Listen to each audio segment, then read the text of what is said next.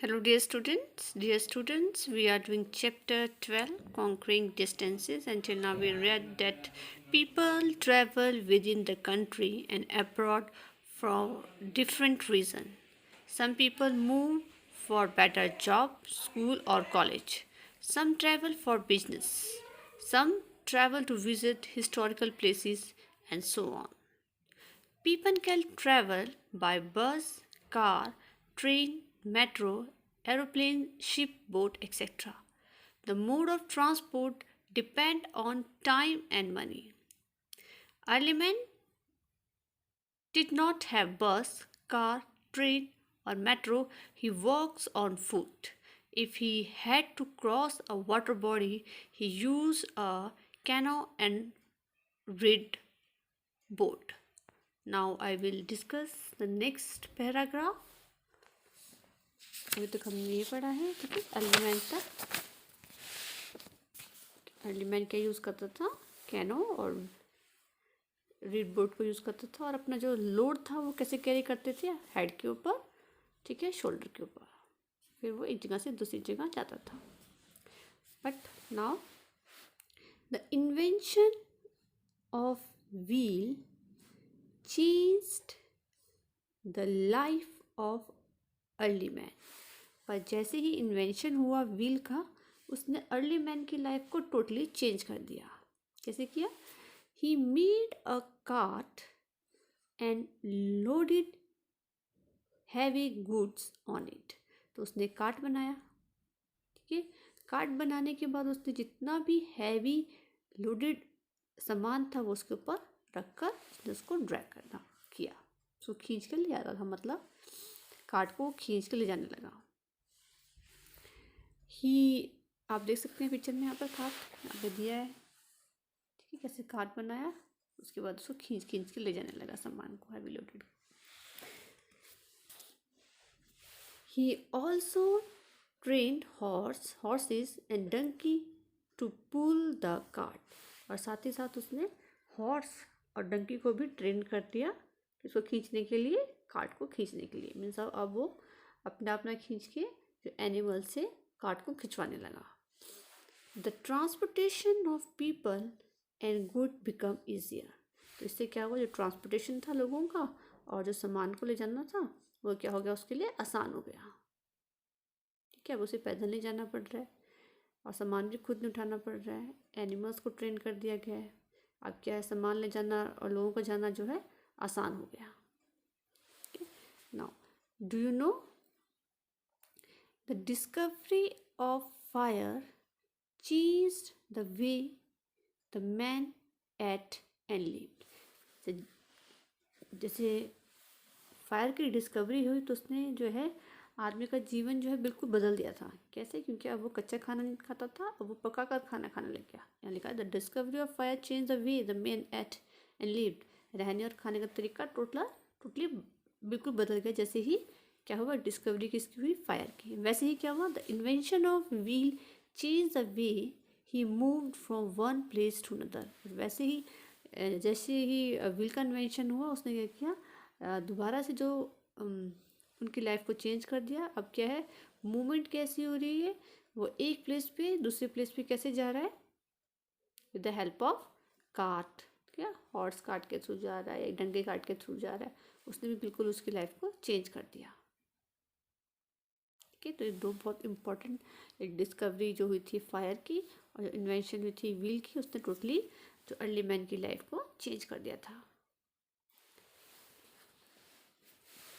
The progress in the means of transport is closely related to the invention of wheel। अभी बोल रही कि जो प्रोग्रेस है मीन्स ऑफ ट्रांसपोर्ट में, वो किससे रिलेटेड है क्लोजली, मतलब इन्वेंशन ऑफ व्हील से, ठीक है। ट्रांसपोर्ट में हम अलग अलग चीज़ें यूज़ करते हैं, पर उसको चलाने के लिए क्या चाहिए, हमें व्हील चाहिए।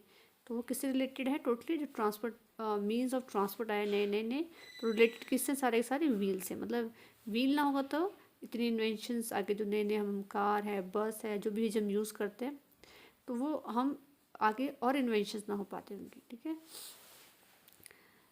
यू कैन सी व्हील्स, वो आगे बोल रहे हैं कि आप देख सकते हैं व्हील्स एवरीवेयर, हर जगह पर, चाहे वो रिक्शास, बाइसिकल्स, स्केट्स, ठीक है, cars, train, plane, machines, factory and farm equipments. तो ये कह रहे इतना जो है व्हील्स के कारण इतना ज़्यादा मतलब प्रोग्रेस हुई है, चाहे वो आप देख सकते हैं व्हील्स को आप चारों तरफ देख सकते हैं, चाहे वो रिक्शा है, चाहे वो बाइसिकल है, चाहे वो स्केट्स है, चाहे कार है, ट्रेन है, प्लेन है, मशीन्स में भी व्हील्स लगाई जाती हैं, फैक्ट्रीज में, और जो फार्म के इक्विपमेंट है यूज़ करते हैं उसमें भी क्या होता है, व्हील लगा होता है। तो जो व्हील है उसने बहुत ज़्यादा हेल्प की है डेवलपमेंट में।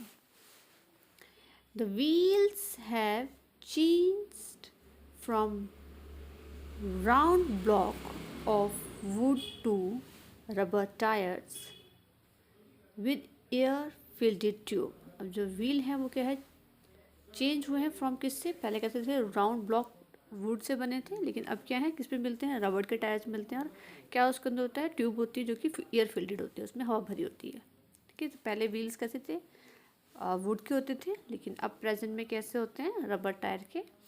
और रबर मतलब रबर उसमें यूज़ करता है टायर को बनाने के लिए, और जो उसके अंदर ट्यूब होती है उसमें क्या होती है, हवा भरी होती है। जैसे आपने देखा होगा आपके घरों में भी है, कोई ना कोई आप व्हील्स सॉरी कोई भी व्हीकल्स होगा जिसमें कि आपने टायर को नोटिस किया होगा, तो उसके अंदर क्या होता है, टायर में क्या होता है, यूज़ की जाती है अंदरली साइड में ट्यूब्स, और उसमें क्या भरा होता है, एयर भरी होती है।